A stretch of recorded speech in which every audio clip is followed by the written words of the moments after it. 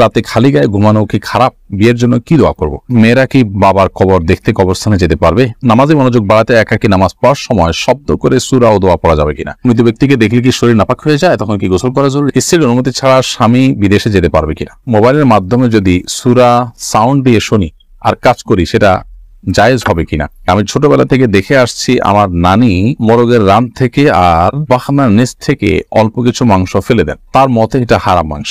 এর ভিত্তি কিংবা দলিল কিছু কি আছে? ধনী হওয়ার জন্য কোনো আমল আছে কিনা, কোনো দোয়া আছে কিনা, কি করলে তাড়াতাড়ি ধনী হওয়া যাবে? নিমন্ত্রণ ছাড়াই এক জায়গায় দাওয়াত খেয়েছি, এখন করণীয় কি? চলুন সরাসরি আমরা প্রশ্নোত্তরে প্রবেশ করি। আব্দুল রাজাক লিখেছেন, উযু করা অবস্থায় আযানের জবাব দেওয়া যাবে কিনা?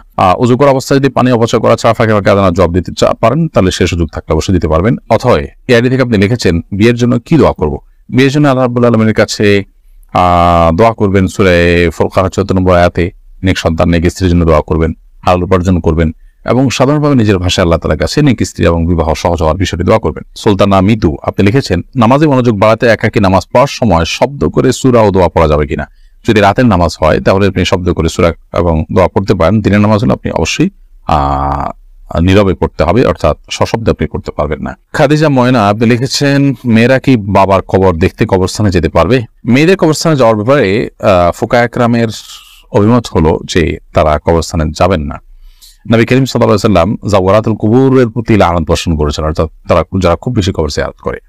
অবশ্য এই খুব বেশি কবর জিয়ারত করে শব্দটি হাদিসে থাকার কারণে অনেক ওলামা কেরাম বলেছেন যে যারা খুব বেশি করে না, মাঝে মধ্যে যায়, তারা নিষেধাজ্ঞার আওতায় পড়বে না। এজন্য বেশ বড় অংশে একটা ওলামা কেরাম, একদল ওলামা কেরাম, তারা কিন্তু মেয়েদেরকে কবরস্থানে যেতে নিষেধ করেন না, বরং যে সেখানে গিয়ে নিয়ন্ত্রণ হয়ে যাওয়া, অতিরিক্ত যাওয়া, এগুলো নিষিদ্ধ হাদিসের আলোকে, কি মাঝমধ্যে যাওয়া নিষিদ্ধ নয়।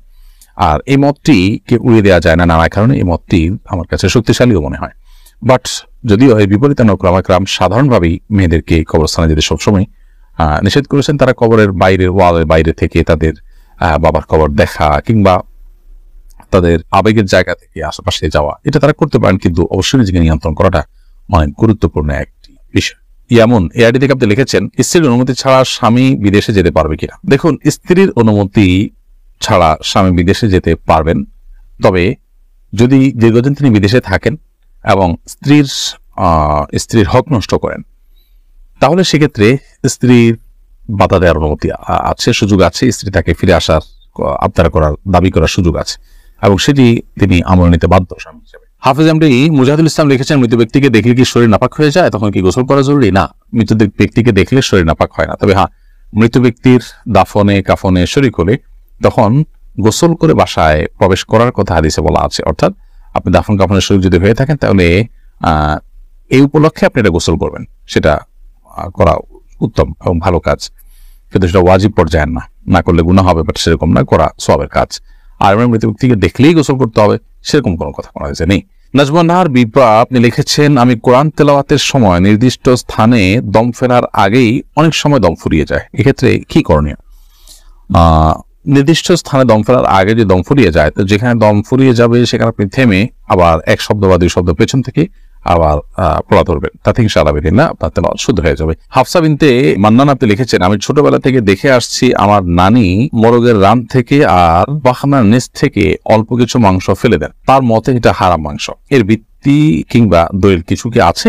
না ভাই, এরকম কোনো কথা কোরআন হাদিস থেকে প্রমাণিত নয় যে মুরগের রান থেকে আর পাখনার থেকে নিচের দিক থেকে কিছু অংশ ফেলে দিলেন।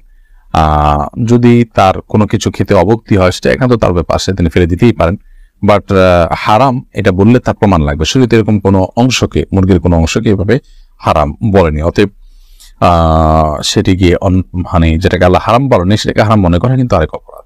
এরপরে সামিহা শান্তা আপনি লিখেছেন, আমি 8 মাসের গর্ভবতী, আমার সন্তান যেন নেককার হয়, তার জন্য আমার করণীয় কি? আপনি এই টাইমে বেশি বেশি তেলাওয়াত করবেন, দোয়া করবেন আল্লাহর কাছে খুব বেশি। সূরা ফুরকান ৭৪ নম্বর আয়াত এবং অন্য যে সমস্ত আয়াতে নেক সন্তান আল্লাহর কাছে চাওয়া হয়েছে, সেই আয়াতগুলো বিশেষ পাঠ করবেন। রব্বি হাবলি মিনাস সালিহিন, রব্বি হাবলি মিন লাদুনকা যুররিয়াতান তাইয়্যিবা ইন্নাকা সামিউদ দুআ, বেশি বেশি সমস্ত দোয়া করবেন এবং আল্লাহর কাছে সাধারণভাবে সন্তান যেন নেক হয়, সুস্থ হয়, সেজন্য দোয়া করতে থাকবেন। কোরআন তেলাওয়াত বেশি বেশি করে করতে থাকবেন, গুনাহের কাছ থেকে বেঁচে থাকবেন এবং বিশেষ করে হারাম উপার্জন থেকে, হারাম বক্ষণ থেকে বেঁচে থাকার আপনার চেষ্টা করবেন। ইনশাআল্লাহ তার সুফল আপনি পাবেন, সন্তানের মধ্যে তার ইতিবাচক প্রভাব পড়বে। ইয়াকিন জামান লিখেছেন, মোবাইলের মাধ্যমে যদি সূরা সাউন্ড দিয়ে শুনি আর কাজ করি, সেটা জায়েজ হবে কিনা। মোবাইলের মাধ্যমে যদি আপনি সূরা আপনার হাই ভলিউমে শুনেন এবং উচ্চ আওয়াজে শুনতে থাকেন, তাহলে সেক্ষেত্রে উচ্চ আওয়াজে হাই ভলিউমে মোবাইলের তেলাওয়াত আপনি শুনছেন, সেটাতে অন্য কারো যদি ক্ষতি না হয় তাহলে সেক্ষেত্রে কোনো অসুবিধা নেই। হয়তো অন্য আশপাশের লোকজনের ক্ষতি হতে পারে, ডিস্টার্ব হতে পারে মনে হয়, তাহলে অবশ্যই নাজায়েজ হবে। আপনি ফরহাদ হোসেন জয়েন লিখেছেন, নিমন্ত্রণ ছাড়াই এক জায়গায় দাওয়াত খেয়েছি, এখন করণীয় কি? যদি নিমন্ত্রণ ছাড়া দাওয়াত খেয়েছেন, তাদেরকে আপনি বলার সুযোগ পান, তাহলে বলে নেবেন, এবং বললে এটা কেউই আপনাকে আটকাবে বলে মনে হয় না। আর যদি ব্যাপারটা এরকম হয় যে আসলে এখানে নিমন্ত্রণ ছাড়া অনেক মানুষ খাবে, সেটা আয়োজক কর্তৃপক্ষ জানেন এবং তাদের মন সমর্থনও ছিল, যদি এরকম হয় তাহলে সেক্ষেত্রে আপনার এটা নিয়ে কোনো পেরেশানি না করলেও চলবে।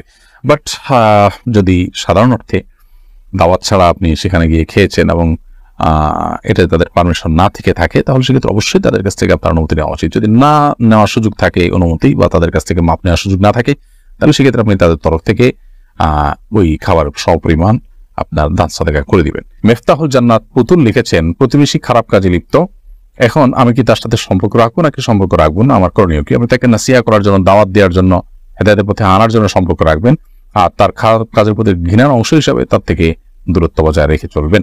মাইশা সুহি আপনি লিখেছেন, শ্বশুর শাশুড়ির সাথে কথা না বললে কি গুনাহ হবে? শ্বশুর শাশুড়ির সাথে কেন, কোনো মুসলমানের সাথে ইচ্ছাকৃতভাবে আপনি যদি 3 দিনের বেশি কথা না বলে থাকেন তাহলে গুনাহ হবে। যত অন্যায়, যত অপরাধী করুক না কেন, আপনি স্বাভাবিক থাকার চেষ্টা করুন। অ্যাটলিস্ট মানে কথা বন্ধ করা, যেটাকে বলা হয় একদম বয়কট করে বিচ্ছিন্ন হয়ে থাকা, এটার সুযোগ নেই। কোনো কারণে মনোমালিন্য আছে, আপনি কথা কম বললেন, আপনি বিরতিতে থাকলেন, 3 দিন আপনি একদম না বললেন, এরপরে আপনি অন্তত হাই হ্যালো সালামের জবাব নেওয়া, এই কাজগুলো অন্তত অ্যাটলিস্ট আপনাকে করতে হবে। তীব্র আপনি লিখেছেন, ধনী হওয়ার জন্য কোনো আমল আছে কিনা, কোনো দোয়া আছে কিনা, কি করলে তাড়াতাড়ি ধনী হওয়া যাবে? ধনী হওয়ার জন্য কোনো শিক্ষা নবী সাল্লাল্লাহু আলাইহি ওয়াসাল্লাম দেননি। তিনি আল্লাহ তাআলার কাছে সবসময় সুখ শান্তি দোয়া কামনা করতেন। আপনি সুখ শান্তির জন্য আল্লাহর কাছে দোয়া করবেন, আল্লাহ সুখ চাই, শান্তি চাই, এটার জন্য ধন যতটুকু প্রয়োজন ততটুকু দেন, অবশ্যই এটা বাই ডিফল্ট দোয়া চলে আসবে। আর এমনি যাতে কারোর মুখাপেক্ষিতা আমাদেরকে অবলম্বন করতে না হয়, সেজন্য নবী সাল্লাল্লাহু আলাইহি ওয়াসাল্লাম দোয়া শিক্ষা দিয়েছেন, যাতে আমার সম্পত্তি আমার জন্য যথেষ্ট হয়। আল্লাহুম্মা কফিনি বিহালালিকা আন হারামিক ওয়া আগনিনি বিফাদলিকা আম্মান সিওয়াক। আল্লাহ, আমার হালাল যেন যথেষ্ট হয়, হারাম যেন প্রয়োজন না হয়, আপনি ছাড়া কারোর জন্য মুখাপেক্ষি আমার হতে না হয়, অন্য থেকে যেন মুখাপেক্ষিতাহীন আমি থাকতে পারি, সে তো নবী সাল্লাল্লাহু আলাইহি ওয়াসাল্লাম শিক্ষা দিয়েছেন। অতএব সেটি আপনি করতে পারেন, আল্লাহুম্মা কফিনি বিহালালিকা আন হারামিক ওয়া আগনিনি বিফাদলিকা আম্মান সিওয়াক। জালালউদ্দিন লিখেছেন, রাতে খালি গায়ে ঘুমানো কি খারাপ? শরীয়ী দৃষ্টিকোণ থেকে খালি গায়ে বা আপনার গায়ে কিছু দিয়ে ঘুমানোর পর আলাদা কোনো নির্দেশনা নেই। এটা আপনি চাইলে খালি গায়ে ঘুমাতে পারেন, চাইলে গায়ে কিছু দিয়ে ঘুমাতে পারেন, এটা একান্ত আপনার উপর। তবে স্বাস্থ্যগত দিক অবশ্যই খেয়াল রাখতে হবে। খালি গায়ে শোয়ার পরে আমাদের অসুস্থ হওয়ার আশঙ্কা থাকে কিনা, ঠান্ডা লাগার আশঙ্কা থাকে কিনা, অথবা অন্য কোনো আশঙ্কা থাকে না, সেটা খেয়াল করতে পারবে। বাকি এমনি খালি দিকে ঘুমানোটা মুবাহ, জায়েজ। আতিকুর রহমান লিখেছেন, যদি কোনো কারণে আসর নামাজ কাজা হয়ে যায় তাহলে কোন সময় সে নামাজ পড়বো? মাগরিবের নামাজের আগে না পরে? অবশ্যই মাগরিবের আগে পড়বেন, সূর্য ডোবার আগে।